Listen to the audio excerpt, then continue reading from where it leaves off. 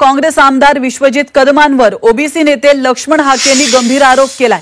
OBC मेळाव्यासाठी स्थानिक OBC नेत्यांनी विश्वजित कदमांची भेट घेतली असता कदमांनी ओबीसी कार्यकर्त्यांचाच पाणउतार केल्याचा आरोप केला गेलाय। आरक्षण घेऊन तुम्ही राष्ट्रपती होणार आहेत का असा सवालच कदमांनी विचारल्याचा दावा हाकेंनी केलाय।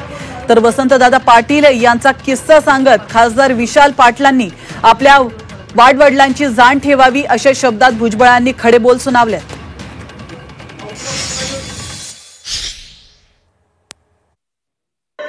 विश्वजित कदम नावाचा माणूस, अमित पारेकर नावाचा आमचा कार्यकर्ता आहे, त्यांचाच कार्यकर्ता आहे काँग्रेसचा, तो समोर उभा होता।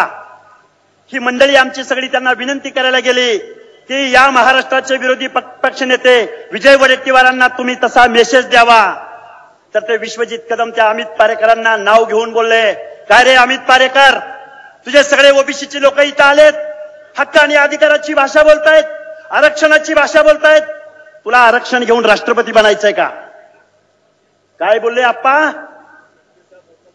बोलावं लागेल, या लोकांना कळवलं पाहिजे।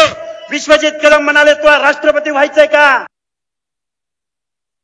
वसंतदादा कुठे आणि आता ही मंडळी हीच रॅली इथं कशाला, तीच रॅली इथं कशाला?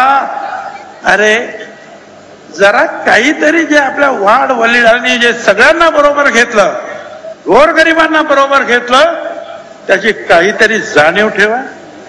सगळ्यांनीच तुम्हाला मतं दिली आणि तरी तुम्ही, आम्ही काय तुमची काही खासदारकी घ्यायला नाही आलो।